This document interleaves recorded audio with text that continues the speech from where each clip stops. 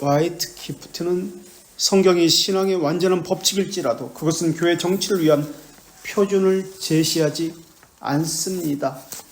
이 시대에 살고 있는 교회는 그 시대에 가변적으로 적응해야 합니다.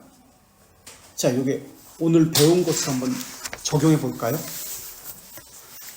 이 대주교는 화이트 기프트, 이 사람은 그 시대의 교회는 적응해야 합니다. 가변적으로 상황에 따라서 바뀌어야 합니다라고 이야기합니다. 우리가 오늘 배운 거잖아요, 이게. 그죠? 이게 세상의 가치관, 세속 철학, 현세주의, 이성주의. 우리 막내가 현세주의에 대해서 가장 생각이 났다고 그랬는데 바로 이거잖아요. 가변적이어야 된다. 적응해야 한다. 반응과 민감. 지금 그거잖아요. 만약 당신이 카트라이트가 일상에서 절대적 교황주의에 저항하여 글을 쓴다면 가장 비열하고 무지한 멍청이인 당신은 당신의 책 전체를 통해서 당신이 이룬 것보다 더욱 큰 원한을 사람들부터 품게 될 것이다. 더욱 악하고 더욱 중상적이며 더욱 비난을 받을 것이다. 더욱 모욕적이며 더욱 남을 경멸하기는 잘하는 자들의 글들을 다루지 못할 것이다 라고 이야기합니다. 토마스 카트라이트는 존 필드 그리고 토마스 윌콕스와 함께 국회에 드리는 권고라는 글을 씁니다. 이 제자들이거든요. 존 필드, 토마스 윌콕스라는 사람은 카트라이트의 제자입니다. 이 제자가 쓴 국회에 드리는 권고에 서문을 쓰게 됩니다. 이것 때문에 엘리자베스 여왕이 화가 났겠죠, 당연히. 그래서 도망자 신세가 됩니다.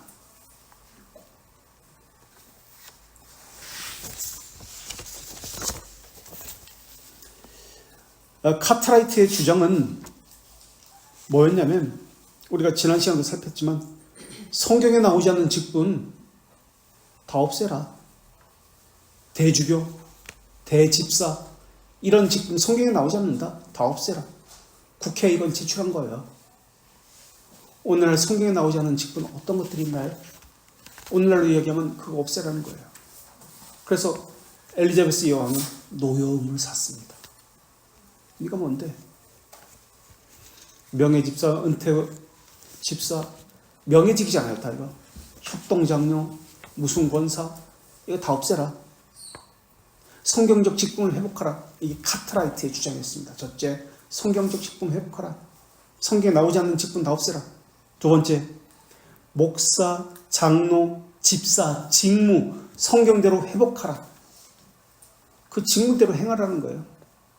세 번째, 교회는 목사, 장로에 의해서 시리회, 그러니까 당회에 의해서 운영되어야 한다라고 이야기합니다. 세 번째. 네 번째, 목사는 여러 교회를 다니면서는 안 된다. 한 교회만 다니면 된다. 이게 네 번째입니다.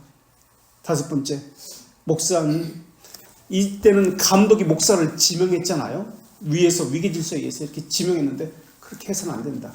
그럼 누가 목사를 청빙하죠? 청빙이라고 하죠. 누가? 초대교회는 누가 청빙했냐면 암브로시우스도 그렇고 누가? 회중이 합니다. 회중에 의해서 청빙해야 합니다라고 이야기합니다. 감독제도를 대해서 지금 비판하고 있는 거예요. 감독제도 위에서.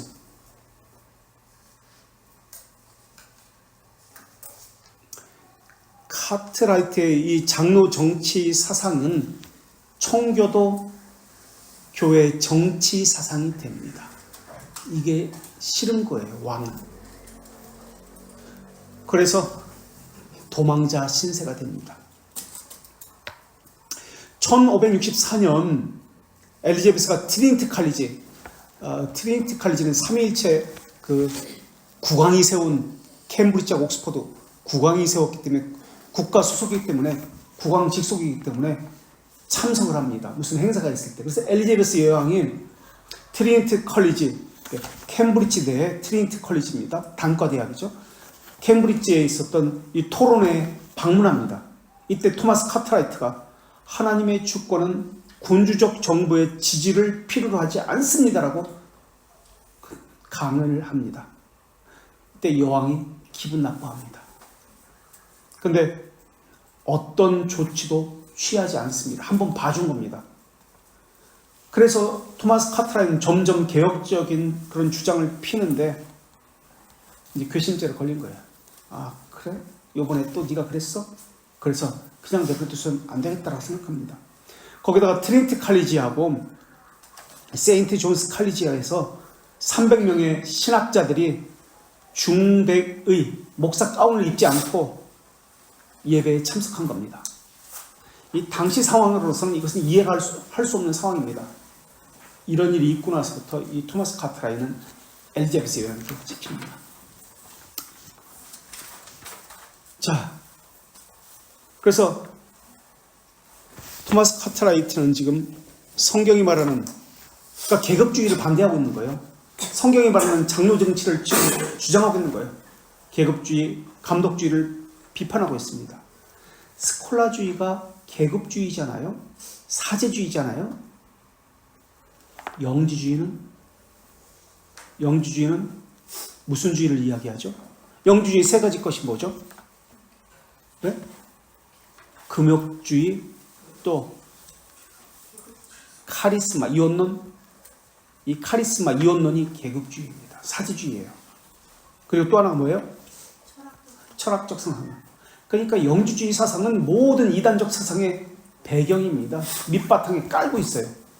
스콜라주의의 계급주의, 사제주의가 있습니다. 영주주의적 영향이 있다는 뜻입니다. 오늘날 한국교회에서도 이러한 계급주의적, 사제주의적 사상이 깔려 있습니다. 영주주의 사상입니다. 토마스 카트라이트가 이런 계급주의, 감독주의를 반대합니다. 그래서 왕으로부터 찍히는 거예요.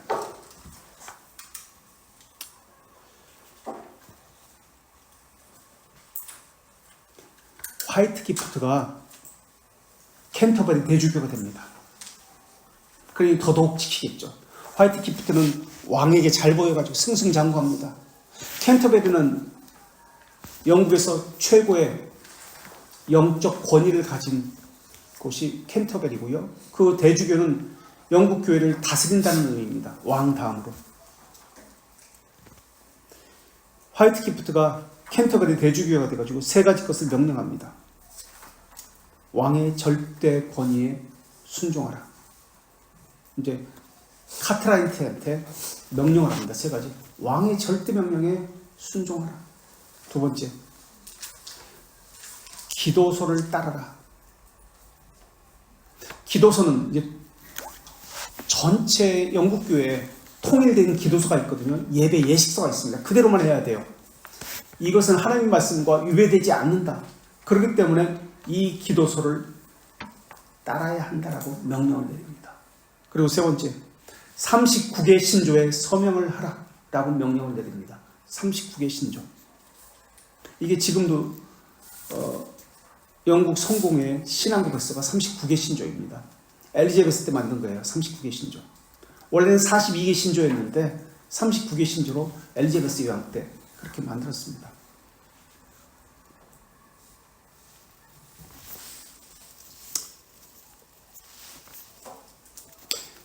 카트라이트가 화이트 기프트에게 답변을 합니다. 만약 가장된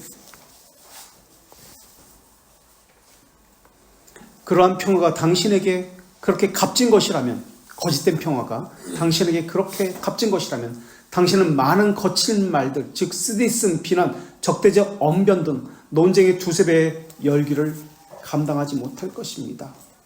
라고 이야기합니다. 앞으로도 당신이 이렇게 계속 주장한다면, 고집 부린다면 더 많은 저항이 있을 것입니다. 당신의 말은 거짓이기 때문에 그렇게 이야기한 겁니다. 카트라이트가. 그리고 화이트 기프트는 캔터베리 대주교가 되었습니다. 그리고 반면에 토마스 카트라이트는 이곳저곳으로 쫓겨다니는 신세가 되었습니다. 왜 캔터베리가 영국에서 최고의 영적 통치기관이 되었죠. 그 대감독이. 왜? 지난번에 뭐라고 그랬죠?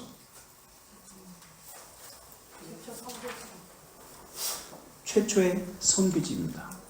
그런데 누가가 중요해요. 누가 왔죠 여기? 최초의 선교사. 영국에 온 최초의 선교사.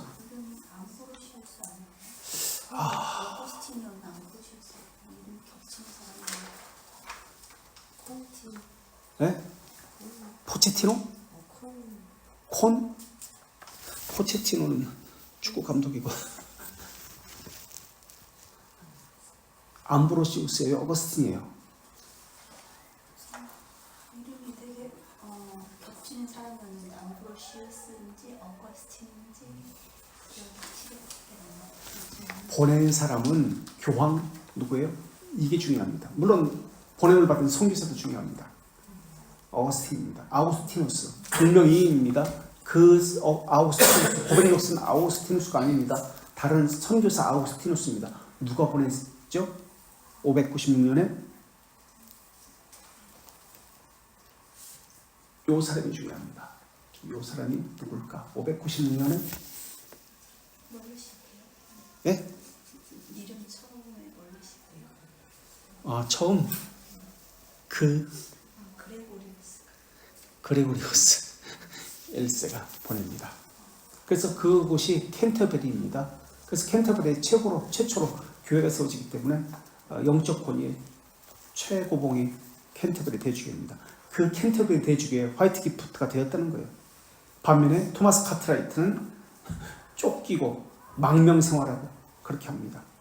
그리고 토마스 카트라이트는 1573년에 12월 11일 고등판무원실로부터 그러니까 법원으로부터 소환당합니다. 검찰청으로부터 소환당합니다. 토마스 카트라이트는 몰래 잉글랜드를 도망갑니다. 카트라이트는 몇 년 동안 네덜란드 안트워프에서 지내게 됩니다. 그러자 그의 건강이 급격하게 나빠지게 됩니다. 그래서 그의 아내가 평의회 의장인 레이세스터 경에게 편지를 보내서 고국으로 돌아갈 수 있게 해달라고 요청을 합니다. 그러자 주교 아일모가 그에게 모국에 가봤자 너는 감옥으로 즉시 돌아갈 거야. 너 엘리자베스 여왕 명령도 어기고 야밤도주 했잖아. 너 잡혀갈 거야. 라고 이야기합니다. 이에 대해서 화이트 기프트, 윗 기프트죠. 영국으로는 윗 기프트. 장로교주의자들을 계속 핍박한 사람이에요. 그래서 카트라이트는 1581년 투옥됩니다. 잠시. 그리고 1591년에서 1592년 또다시 투옥됩니다. 그리고 설교권이 박탈당합니다.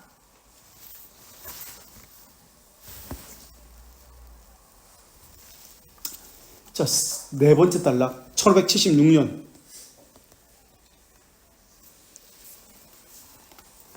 그러면서 그는 프랑스 위그노를 방문해서 도망자 생활 중이에요. 장로교제를 조직하게 됩니다. 그는 그들을 위한 신약 성경을 출간합니다. 스코틀랜드 세인트 앤드류 대학. 스코틀랜드의 최초의 대학이 어디 대학일까요? 와, 이거 어떻게 알았어요? 세인트 앤드류. 여기는 골프의 성지입니다. 골프 성지. 이 바닷가인데요. 골프 성지. 세인트 앤드류 대학 교수직을 정중히 사절하고 위그노를 위한 목회자가 되었습니다.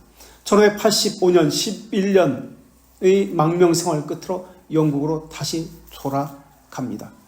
돌아가자마자 이제 감옥에 잡혀 들어가죠. 그럼 도착하자마자 체포당했습니다.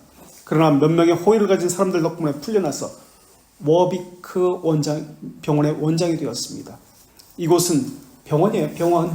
원목 같은 거죠. 그러니까 설교할 수 있는 권한이 없어요. 병원에서 목회를 하는 것이 아니기 때문에 영국 국교의 관할에서 제외된 곳입니다. 거기서 그는 목회자 면허 없이 목회자 면허가 박탈당했어요. 그래서 목회 사역을 합니다. 환자들 데리고 목회 사역을 하는 거죠. 병문안 하면서 그냥 기도해주고 그런 거예요.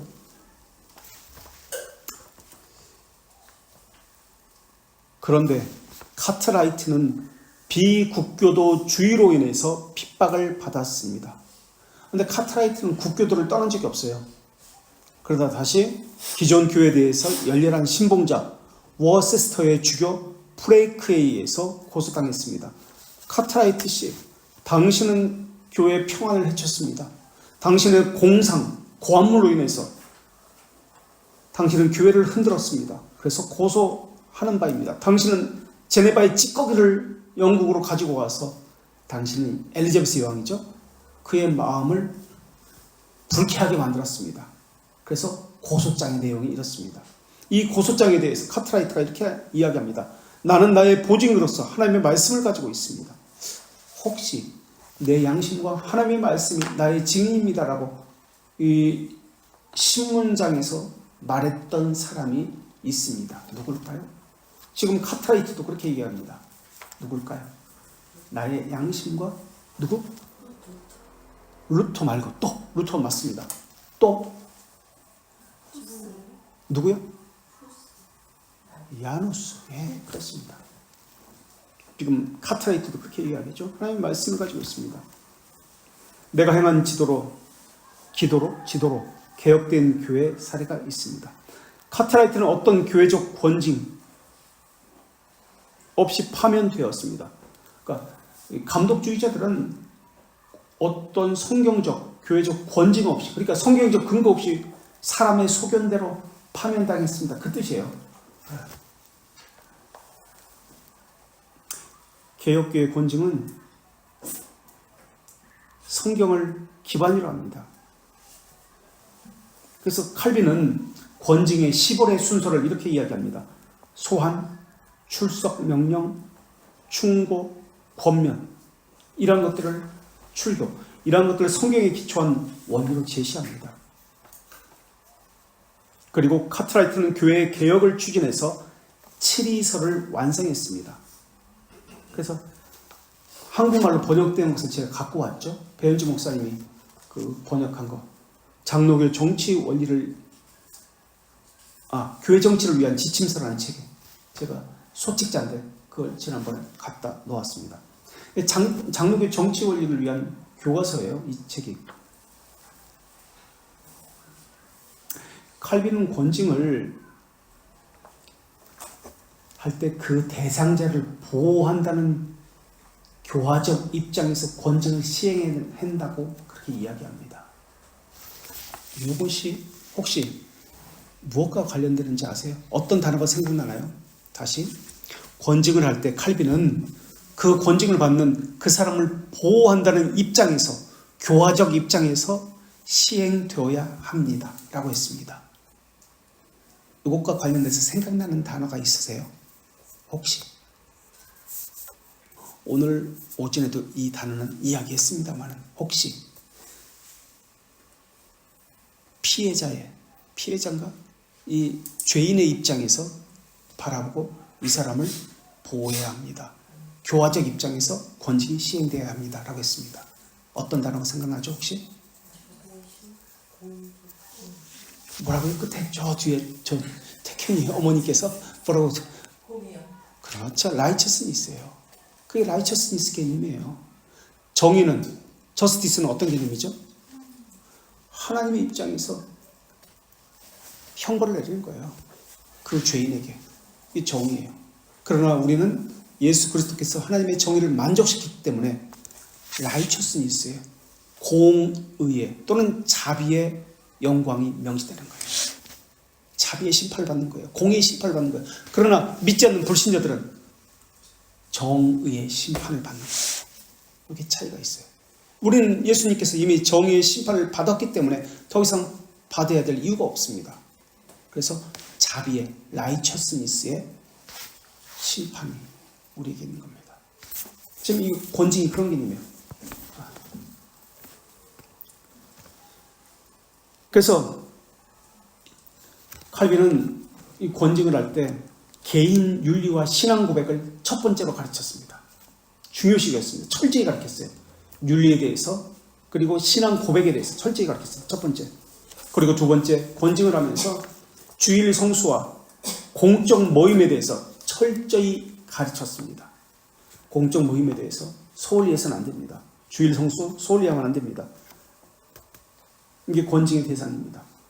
세 번째, 절기와 실천사항에 대해서 철저히 가르쳤습니다. 절기와 실천사항에 대해서 세 번째. 네 번째, 결혼의 목적에 대해서, 결혼의 이유에 대해서 가르쳤습니다. 피카 결혼의, 저기한테 물어봐야겠다. 경지 형제, 결혼의 목적, 이유, 알고 있어요? 뭘까요? 칼빈이 이것을 가르쳤어요. 우리는 가르친 적이, 언급한 적이 있죠. 예. 어떤 자와 결혼해야 된다. 결혼의 목적이 무엇이다. 10월 18일에 못하겠네. 피카는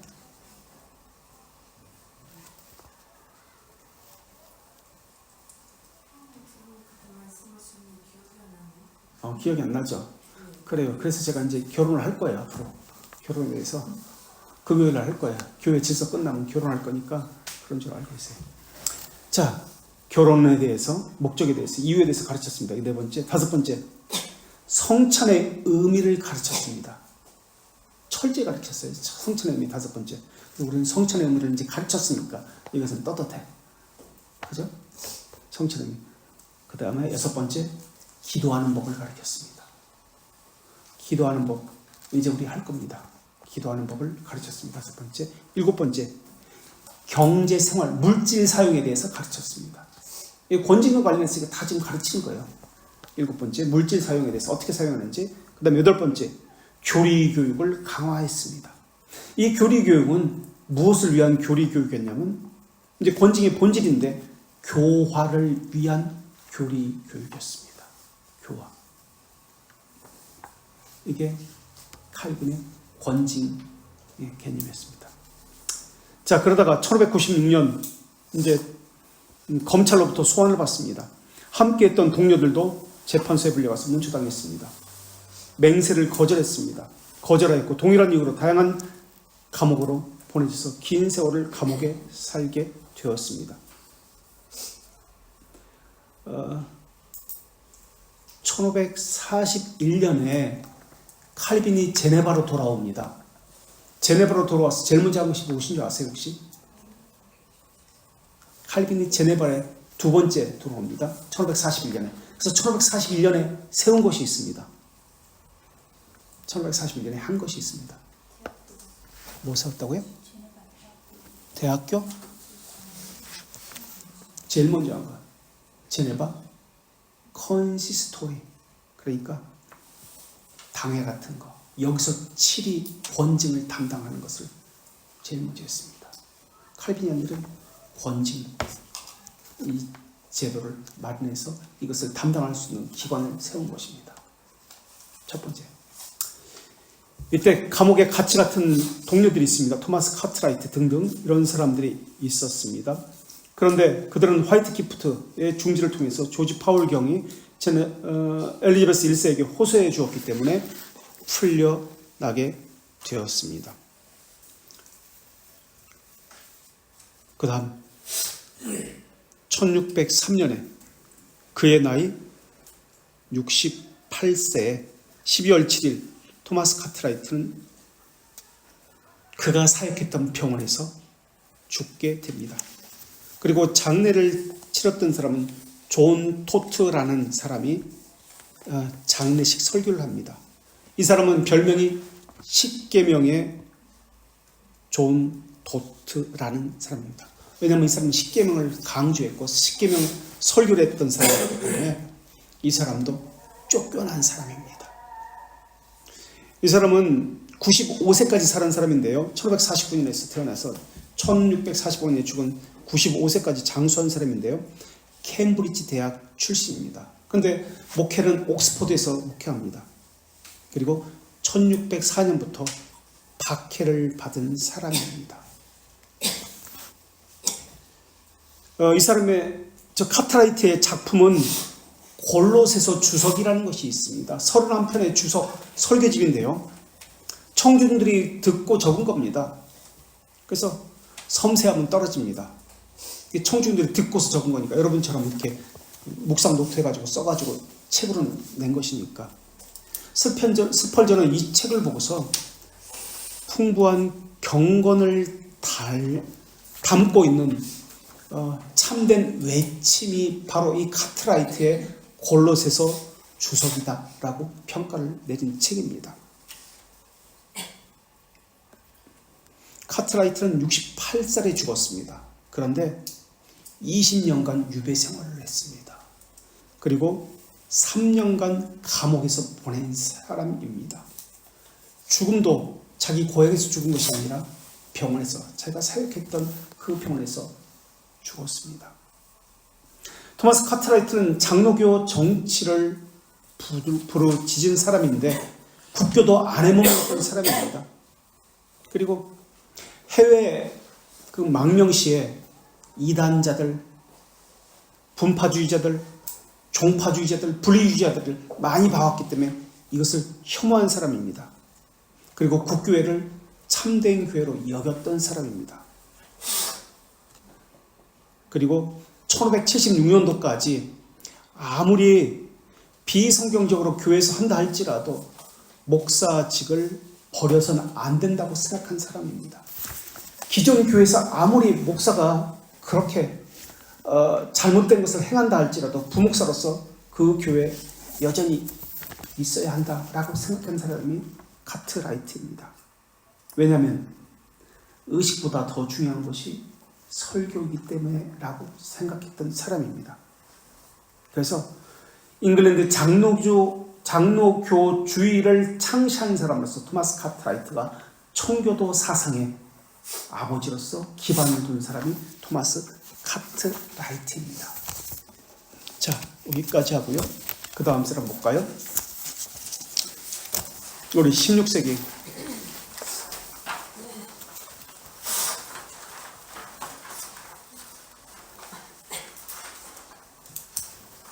그 다음 앙투앙 드 샹듀에라는 사람인데요. 외교관입니다. 목사면서 군인이고 툴루즈에서 독학을 공부한 사람입니다. 제네바 아카데미에서 히브리어를 가르친 사람입니다. 이 사람의 아들은 앙리 4세의 제네바 대사를 지낸 사람인데요.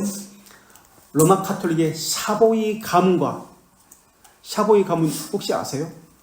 이 제네바를 지배하던 이태리 가문입니다. 토리노에 본 거지를 둔 가문인데요. 샤보이 가문 유명합니다. 이태리를 통일시킨 가문입니다. 샤보이 가문. 샤보이 가문이 제네바하고 다 다스리고 있었습니다. 이 샤보이 가문과 전쟁을 통해서 제네바 군대를 지휘한 사람이 바로 이 사람의 아들입니다.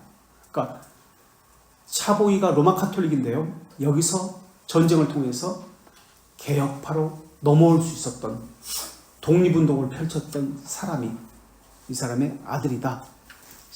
앙투앙 디 샹듀에라는 사람. 자, 그 다음 카스파르 쿨레이스, 네덜란드 목사입니다. 라이덴 대학의 교수였고요.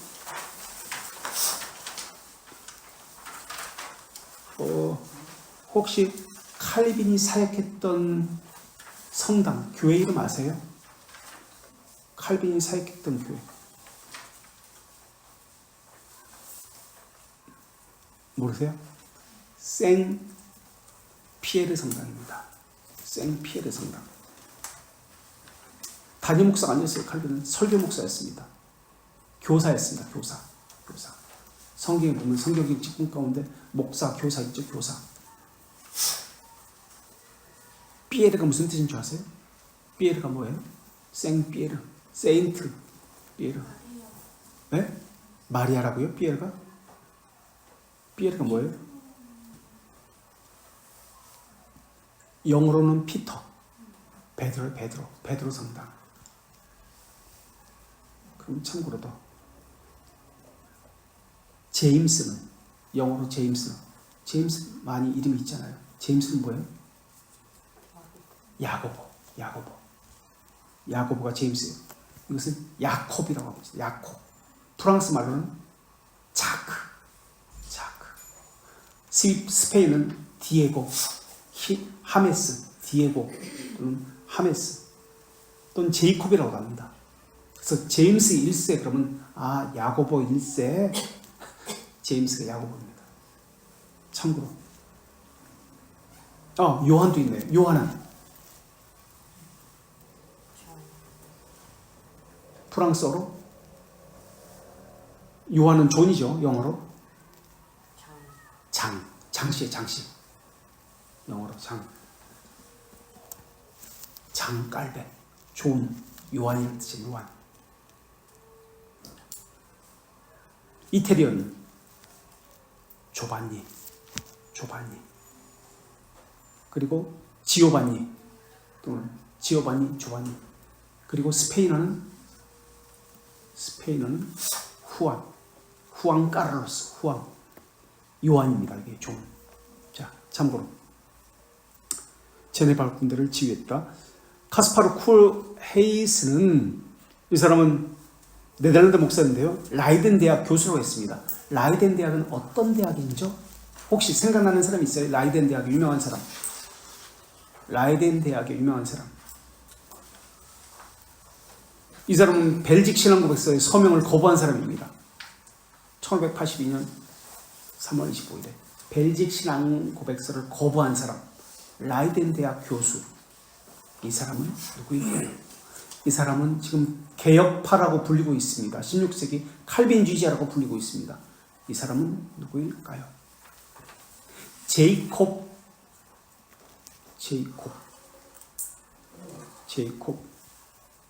야고보죠. 아르미우스가 제이콥입니다. 제이콥 야고보지. 아르미우스가 라이덴 대학의 학생이었을 때 그를 가르친 사람이 누구였을까요? 카스파르 쿨 헤이스입니다. 이 사람은 아르미우스주의자의 선구자입니다. 카스파르 쿨 헤이스, 아르미우스주의자의 선구자. 자, 기욤 샤르티에.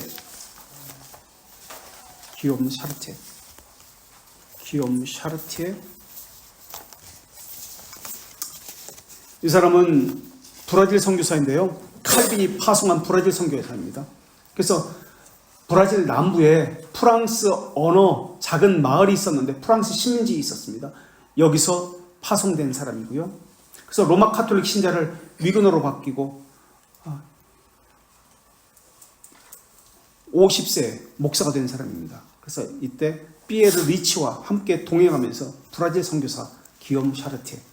그 다음 마티에 코티에르, 뚜르의 프랑스 개혁파 목사입니다. 제네바에서 신학을 공부했고요. 칭의에 관한 논문을 발표합니다. 그러다가 라이덴 대학으로 옮기게 됩니다. 여기서 아르미니우스와 혹시 아르미니우스를 이단으로 정죄하고 대적한 사람이 혹시 누군지 아세요? 라이덴 대학의 고마루스라는 사람입니다. 고마루스. 제가 존경하는, 좋아하는 이 사람 때문에 이 돌트레이트가 생겼습니다. 신앙고백서가. 고마루스라는 사람. 고마루스와 아르미니우스가 예정론과 칭의에 대한 논쟁을 합니다.